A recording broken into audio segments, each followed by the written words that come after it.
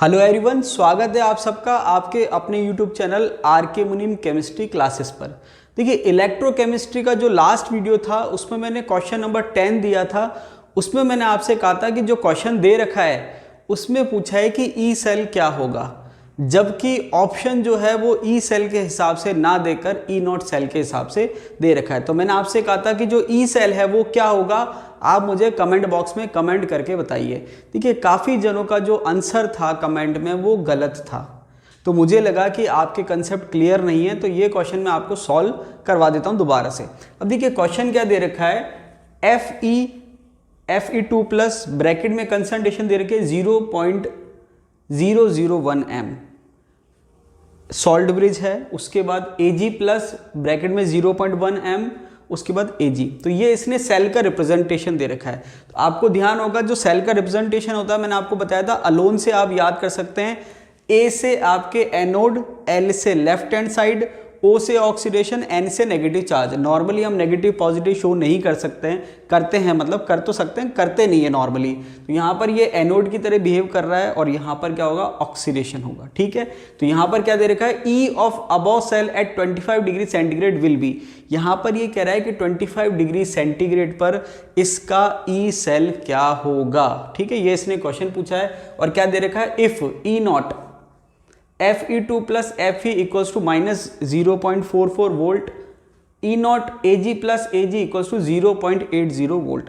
तो यहाँ पर ये इसने ई नॉट दे रखा है और प्लस के बाद सिंपल है, इसका मतलब रिडक्शन के फॉर्म में दे रखा है। किस फॉर्म में दे रखा है, रिडक्शन के फॉर्म में। तो देखिए, इस क्वेश्चन को सॉल्व करने से पहले सबसे पहले हम इसकी रिएक्शन लिख लेते हैं। तो देखिए, रिएक्शन अगर हम लिखेंगे तो कैसे क्या होगा, एनोड पे ऑक्सीडेशन होता है, तो यहाँ पर आप इसको ऐसे लिख सकते हो कि रिएक्शन जो है आयरन है प्लस आयरन का ऑक्सीडेशन होगा, रिडक्शन किसका होगा, सिल्वर का, तो ये हो जाएगा Ag प्लस।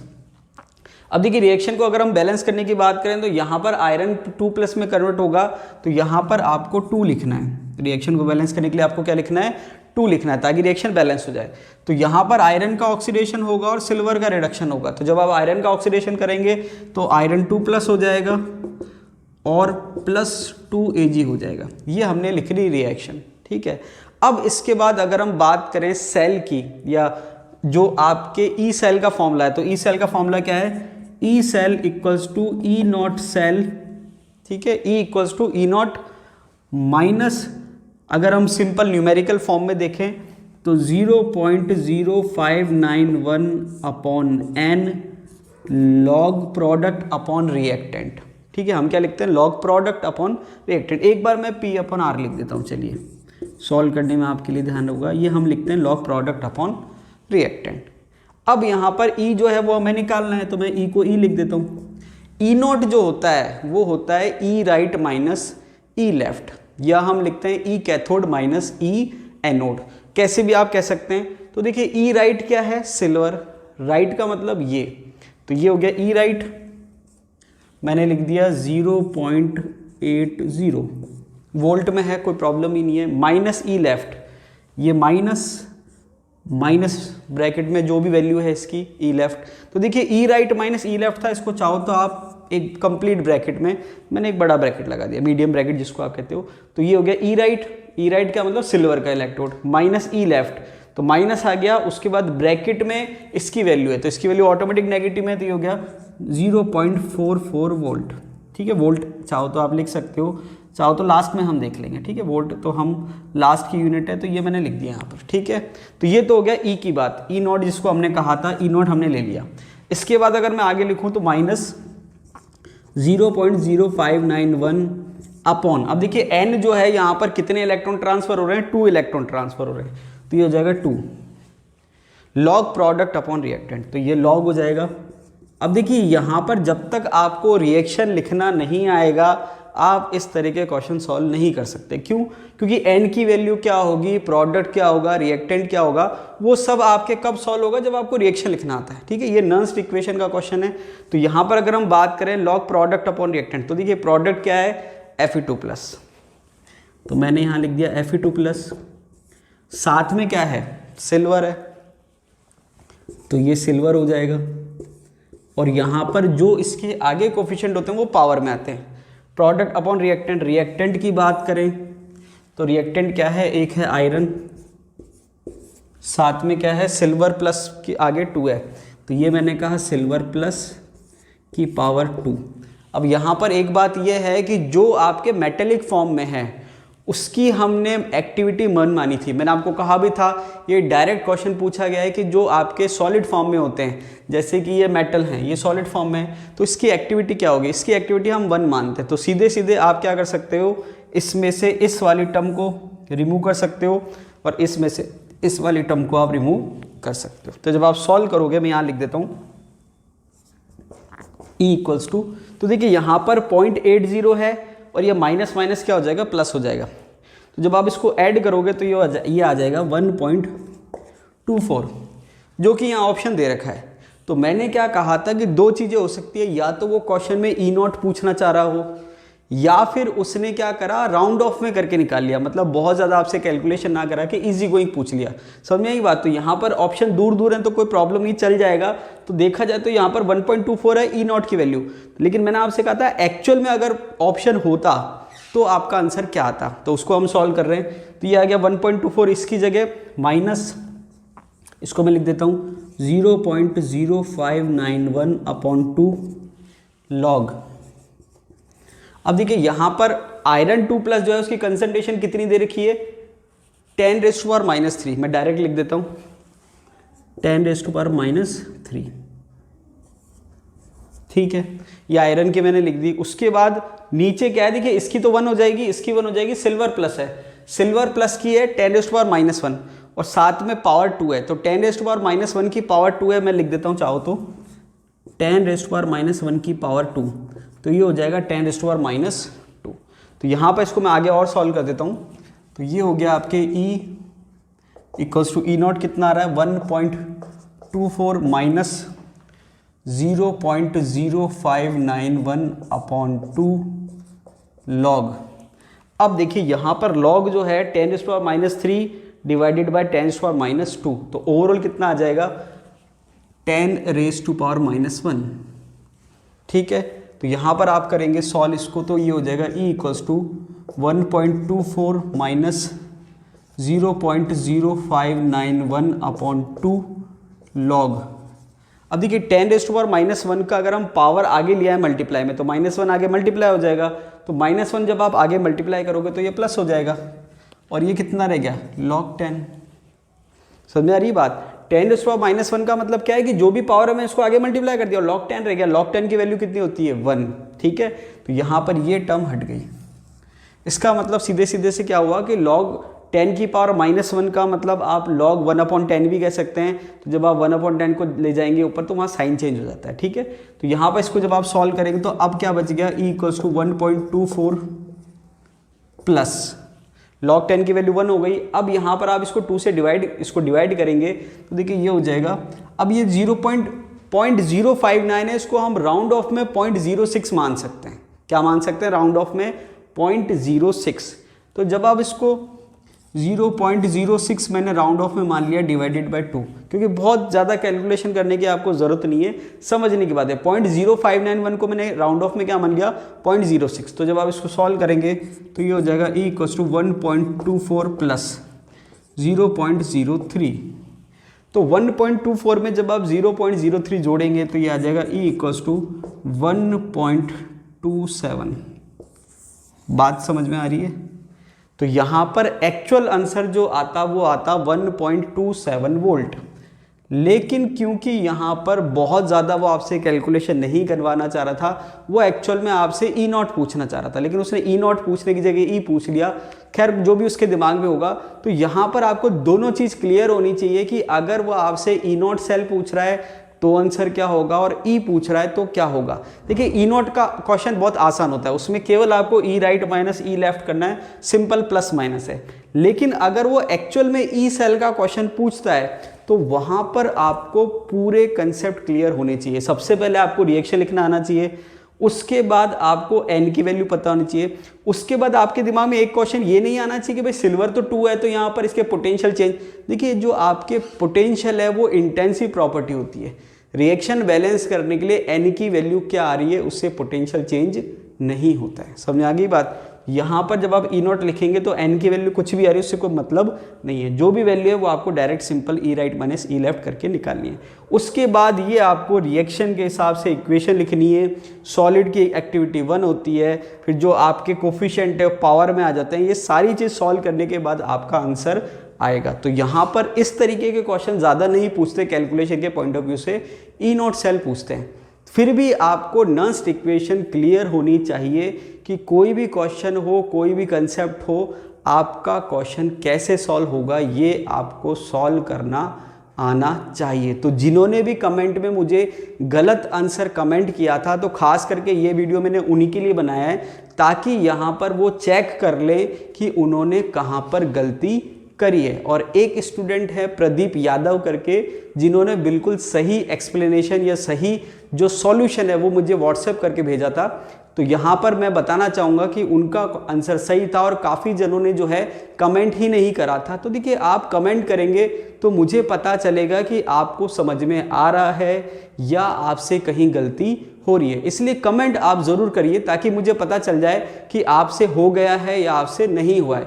अगर आपसे गलती हो रही है या कोई कमी आ रही है, ताकि मैं उसको क्या कर सकूं, अपनी तरफ से उसको दूर कर सकूं, इम्प्रूव कर सकूं, ताकि आप एग्ज़ाम में कोई गलती ना करें। अब देखिए, एक स्टूडेंट है अंकिता गहलोत, उसने ये क्वेश्चन पूछा था। तो यहाँ पर ये क्वेश्चन देख लेते हैं कि क्या क्वेश्चन है। Aluminium 3++3 electron gives aluminium, then 67.5 gram aluminium gain करने के लिए कितनी इलेक्ट्रिसिटी की नीड होगी। अब देखिए, सबसे पहले तो आपको ये चेक करना होता है कि जो क्वेश्चन है वो कौन से कंसेप्ट पर पूछा गया है। तो ये जो क्वेश्चन है ये फैराडे लॉ ऑफ इलेक्ट्रिसिटी पर पूछा गया है, फैराडे लॉ ऑफ इलेक्ट्रोलाइसिस पर पूछा गया है। तो यहाँ पर जो फैराडे का लॉ है, मैंने आपको 2 लॉ पढ़ाए थे, फैराडे फर्स्ट लॉ और फैराडे सेकंड लॉ। उसके बाद मैंने आपसे कहा था कि जब आप बुक में फॉर्मूला देखते हो तो वहाँ पर अलग अलग जो लॉ हैं, फर्स्ट लॉ सेकंड लॉ के अलग अलग फॉर्मूले दे रखे हैं, लेकिन जब आपके क्वेश्चन आएगा या न्यूमेरिकल आएगा तो वहाँ पर आपको दोनों को कंबाइन करना होता है। ठीक है, तो यहाँ पर आप सबसे पहले थ्योरी वीडियो देख लेना, मैं आपको फटाफट से रिवाइज करा देता हूँ कि जो फर्स्ट लॉ होता है फैराडे का, वो कहता है कि जो W है, वेट जो डिपॉजिट हो रहा है, वो डायरेक्टली प्रोपोर्शनल है चार्ज के। क्यू की बात हम यहाँ पर कर रहे हैं। अब देखिए, कोई ऑप्शन तो है नहीं, तो यहाँ पर हम जो इलेक्ट्रिसिटी है उसको चार्ज के सेंस में मेजर करेंगे। ठीक है, तो यहाँ पर W is proportional to Q हमने पढ़ा था, और जब आप प्रोपोर्शनल का साइन हटाते हैं तो यहाँ पर आ जाता है Z।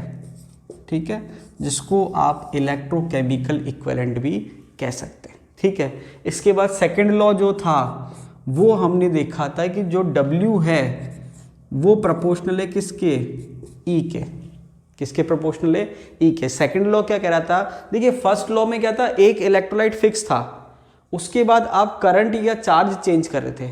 सेकंड जो लॉ है उसमें हमने चार्ज सेम रखा था और हमने इलेक्ट्रोलाइट डिफरेंट लिए थे। तो वहाँ हमने क्या देखा था कि सेम इलेक्ट्रिसिटी प्रोवाइड कराने पर जो वेट होता है वो आपके जो इक्विवेलेंट वेट होता है उसके प्रोपोर्शनल होता है। और इसका एक या कंक्लूजन ये भी था कि ये Z के प्रोपोर्शनल है। ठीक है, तो यहाँ पर आप इसको ऐसे लिख सकते थे, W2/W1 equals to E2/E1 equals to Z2/Z1, ये आप लिख सकते थे। और जो मैंने आपको काम की बात बताई थी वो ये थी कि यहाँ पर जब हम दोनों को कंबाइन करते हैं तो एक रिलेशन आता है। रिलेशन ये आता है कि जो Z होता है वो होता है E/F। देखिए, ये मैं आपको थोड़ा सा रिवाइज करा रहा हूँ, बाकी आंसर निकालना होता है मैं आपको डायरेक्ट 2 मिनट में या 1 मिनट में आपको आंसर निकाल के बता देता है, मैं केवल आपको सॉल्व करके बता रहा हूँ। तो यहाँ पर ये जो Z की वैल्यू है हम यहाँ रिप्लेस करते हैं तो जो W आता है वो क्या आ जाता है, Z की जगह आ जाता है E/F, साथ में आ गया Q। ये फाइनली फॉर्मूला आ गया। अब इस फॉर्मूले से मान लीजिए अगर मैं एक बार सॉल्व करके देखते हैं, कंडीशन मैंने क्या लगाई कि अगर मैं Q की वैल्यू जो है, अगर मैं क्या करूं, Q की वैल्यू जो है F के बराबर कर दूं। किसके बराबर कर दूं, F के बराबर। मतलब मैंने चार्ज कितना ले रखा है, 1 फैराडे। अब देखिए, ये तो नीचे F कांस्टेंट है, इसको मैं चेंज नहीं कर रहा, ये फॉर्मूले में F कांस्टेंट है, वैल्यू किसकी चेंज होगी, Q की। तो मैंने क्या कहा, अगर मैं चार्ज Q जो है 1 फैराडे के बराबर लेता तो वहाँ पर Q की जगह F रखते हैं और F से F क्या हो जाता है, कैंसिल आउट हो जाता है। इसका मतलब यह है कि मैंने आपको एक चीज़ याद करवाई थी कि 1 फैराडे का मतलब होता है 1 तुल्यांकी। मतलब ये हुआ कि अगर आप 1 फैराडे चार्ज देंगे तो 1 तुल्यांकी भार के जितना वेट जो है वो डिपॉजिट होगा। 1 तुल्यांकी का जो भार होता है उतना वेट डिपॉजिट होगा। तो आपको याद क्या करना है, 1 फैराडे मतलब 1 तुल्यांकी डिपॉजिट होगा। अब यहाँ पर मेन बात आती है एल्यूमिनियम की। तो यहाँ पर एल्यूमिनियम की अगर मैं एटॉमिक वेट की बात करूँ तो एल्यूमिनियम का एटॉमिक वेट होता है 27, ठीक है। अब यहाँ पर एल्यूमिनियम के इक्विवेलेंट वेट की अगर बात की जाए तो इक्विवेलेंट वेट क्या है, जो उसका एटॉमिक या मॉलिक्यूलर या फॉर्मूला वेट है वो ऊपर आ जाएगा और उसकी जो वैलेंसी है, जो चार्ज है वो नीचे आ जाएगा। चार्ज कितना है 3, तो ये आ गया 3। तो यहाँ पर आप देखेंगे कि जो इसका 1 तुल्यांकी का जो भार है वो है 9। समझ में आ रही बात? तो यहाँ पर हमने क्या देखा कि जो आपको कंसेप्ट याद करना है वो ये याद रखना है कि 1 फैराडे चार्ज अगर आप दोगे तो 1 तुल्यांकी भार जितना वेट डिपॉजिट होगा। तो यहाँ पर आपने क्या देखा, इक्विवेलेंट वेट कितना आ रहा है 9, मतलब 9 ग्राम का मतलब 1 तुल्यांकी। अब आप ये देखो डिपॉजिट कितना हुआ 67.5। तो आप ये देखो 67.5 जो है वो कितने तुल्यांकी के बराबर है। तो आप क्या करो, इसको तुल्यांकी भार से डिवाइड कर दो। तो तुल्यांकी भार कितना है 9, तो 67.5 को आप क्या करो 9 से भाग दे दो, डिवाइड कर दो। तो जब आप इसको 9 से भाग देंगे तो ये कितना आएगा, 9 7 जा 63, बचा कितना 4, 9 5 जा 45। इसका मतलब ये हुआ कि ये जो है कितने तुल्यांकी के बराबर आ रहा है, कि ये जो वेट है 67.5 ये कितने तुल्यांकी के बराबर है, 7.5 तुल्यांकी के बराबर है। तो हमने क्या देखा है कि 1 फैराडे का मतलब 1 तुल्यांकी, मतलब 1 फैराडे दोगे तो 1 तुल्यांकी डिपॉजिट होगा। तो ये जो वेट डिपॉजिट हुआ है ये कितने तुल्यांकी के बराबर है, 7.5 तुल्यांकी के बराबर है। इसका मतलब जो मतलब ये कितना है 7.5 ई के बराबर है। इसका मतलब जो चार्ज नीड है, मतलब गेन करने के लिए कितनी इलेक्ट्रिसिटी नीड है, तो जो इलेक्ट्रिसिटी है, क्योंकि ऑप्शन नहीं दे रखा है तो यहाँ पर मैं आपको आंसर फैराडे के फॉर्म में बताऊंगा। आंसर होगा 7.5 फैराडे, ये आपका आंसर होगा। तो देखिए जब आपके क्वेश्चन आएगा तो आपको केवल एक चीज़ याद रखनी है कि 1 फैराडे इलेक्ट्रिसिटी से 1 तुल्यांकी के जितना वेट डिपॉजिट होता है। 1 तुल्यांकी का मतलब जो उसका तुल्यांकी भार है उतना ग्राम में डिपॉजिट होता है। तो जैसे ये क्वेश्चन आपने पढ़ा, सबसे पहले आप ये देखो कि एल्यूमिनियम 3+ है, +3 इलेक्ट्रॉन गिव्स एल्यूमिनियम। तो यहाँ पर आपको एल्यूमिनियम का तुल्यांकी भार पता होना चाहिए, जो कि हमने कितना निकाला है 9, ठीक है। इसके बाद 67.5 जितना भी वेट वो देगा तो वो आप चेक करो कि कितने तुल्यांकी के बराबर है। तो उस वेट को आप उसके तुल्यांकी भार से डिवाइड कर दो तो आपको नंबर ऑफ ग्राम इक्विवेलेंट आ जाएंगे। क्या आ जाएंगे, नंबर ऑफ ग्राम इक्विवेलेंट। तो जितने number of gram equivalent deposit हो रहे हैं उतने ही फैराडे इलेक्ट्रिसिटी की क्या है, नीड है। तो ये आपका आंसर हो जाएगा। तो देखिए यहाँ पर जो है थोड़ा सा आपको लग सकता है कि भाई स्पीड स्लो चल रही है। देखिए यहाँ पर अभी वैकेंसी नहीं आई है इसलिए हम बहुत ज़्यादा रश नहीं कर रहे हैं। आपको जो करना है वो ये करना है कि जो हम टॉपिक पढ़ रहे हैं वो आप रिवाइज कर लीजिए और साथ के साथ अब देखिए यहाँ पर क्लासरूम में बहुत सारे क्वेश्चन या बहुत सारे न्यूमेरिकल सॉल्व कराना पॉसिबल नहीं होता है, लेकिन एग्ज़ाम के पॉइंट ऑफ व्यू से जो लेटेस्ट क्वेश्चन पूछे गए हैं खास करके आपके आरपीएससी स्कूल लेक्चरर के एग्ज़ाम में और उससे आसपास रिलेटेड जितने भी कंसेप्ट के क्वेश्चन हैं वो लगभग मैं आपको यहाँ पर सॉल्व करवा देता हूँ। उसके अलावा आपकी जो भी क्वेरी है या जो भी आपको कोई क्वेश्चन समझ में नहीं आ रहा है वो आप मुझसे पर्सनली पूछ सकते हैं। इसके अलावा मैं आपको एक चीज़ और बता देता हूँ। देखिए अभी हम जो है टॉपिक वाइज पढ़ रहे हैं। मैंने आपको स्टार्टिंग में वीडियो बनाया था जिसमें मैंने आपको बताया था कि मैं क्या सीक्वेंस से पढ़ाऊँगा और कैसे पढ़ाऊँगा और कितना कोर्स कवर करूँगा। तो यहाँ पर आपको मैंने बता रखा है, सबसे पहले हम फिजिकल पढ़ेंगे, उसके बाद इनऑर्गेनिक और उसके बाद ऑर्गेनिक। देखिए एक चीज़ आप ध्यान रखना, 100% प्रिपरेशन कभी भी नहीं होती है। जैसे मान लीजिए अभी मैं भी आपको पढ़ा रहा हूँ तो पहले मेरी कोशिश रहती है कि मैक्सिमम कंसेप्ट मैं आपको थ्योरी वीडियो में बता दूँ, उसके बाद मेरी कोशिश रहती है कि जो हमने थ्योरी वीडियो में कंसेप्ट पढ़े हैं वो हम 100% उसको अप्लाई कर दें क्वेश्चन के पॉइंट ऑफ व्यू से। लेकिन कई बार क्या होता है, कुछ नए कंसेप्ट जो हैं छूट जाते हैं या कुछ कंसेप्ट रह जाते हैं, जैसे नए क्वेश्चन बनते रहते हैं तो सारे कवर नहीं हो पाते। तो देखिए जैसे जैसे टाइम निकलता जाता है नए क्वेश्चन नए कंसेप्ट हमारे दिमाग में आते रहते हैं, हमें लगता है ये तो नहीं हुआ, ये छूट गया, तो कोई प्रॉब्लम नहीं है। जितना हमने कर लिया उतना आप करते रहिए, आप अपनी तरफ से करिए। उसके बाद जब हमारा कोर्स कंप्लीट हो जाएगा उसके बाद मैं आपके लिए वापस से रिवीजन करवाऊंगा। उसमें जो नए क्वेश्चन हैं जो हमने नहीं करे या कोई क्वेश्चन जो छूट गए कंसेप्ट खास करके, वो मैं आपके लिए लेके आऊँगा। रिवीजन का मतलब ये नहीं कि एज इट इज़ मैं आपको पढ़ा दूंगा जो मैंने पढ़ाया, नहीं। रिवीजन का मतलब ये है कि जो मैंने आपको पढ़ाया वो मैं सम अप कर दूंगा शॉर्ट में, ताकि आपके लिए इंपॉर्टेंट या कम टाइम में रिवीजन आप कर सको। दूसरा, जो कंसेप्ट या जो कुछ कंसेप्ट या कोई टॉपिक छूट गया है या कोई ऐसा पॉइंट छूट गया है जिस पे क्वेश्चन बन सकता है और हमने उसको मिस कर दिया है, वो हम वहाँ पर कवर करेंगे। तो ऐसा नहीं है कि अब जो हमने टॉपिक पढ़ लिया है तो वो लास्ट एंड फाइनल है, उसके बाद हम उसमें कुछ ऐड नहीं कर सकते, ऐसा नहीं है। जैसे मान लीजिए काइनेटिक्स हमारा कंप्लीट हो गया है, मोल कंसेप्ट हो गया है, सॉल्यूशन हो गया है, इलेक्ट्रोकेमिस्ट्री हो गया, आयनिक इक्विलिब्रियम चल रहा है, तो ऐसा नहीं है कि जो टॉपिक हमने पढ़ लिया वो लास्ट एंड फाइनल है, उसके बाद उसमें कुछ ऐड नहीं हो सकता। बिल्कुल जैसे जैसे मुझे लगेगा कि हाँ ये कंसेप्ट छूट गया या ये इंपॉर्टेंट पॉइंट है, मैं आपको टाइम टू टाइम उसमें ऐड करवाता जाऊंगा। और जैसे जैसे टाइम आएगा, जैसे जैसे वैकेंसी आएगी, जैसे जैसे टाइम पास आएगा, वैसे वैसे हम जो है अपनी स्ट्रेटेजी जो है चेंज करेंगे। अभी क्योंकि वैकेंसी नहीं आई है तो हम इजी गोइंग चल रहे हैं, तो अभी बहुत ज़्यादा आपको बर्डन लेने की ज़रूरत नहीं है। तो आई होप आपको वीडियो अच्छा लगा होगा। आपकी कोई भी प्रॉब्लम है, कोई न्यूमेरिकल आपको समझ में नहीं आ रहा है, कोई आपको लग रहा है कि भाई कैसे क्या पढ़ें, तो आप मुझे कमेंट बॉक्स में कमेंट करिए, मैं आपकी जो प्रॉब्लम है ज़रूर सॉल्व करूँगा। आज के लिए इतना ही, धन्यवाद।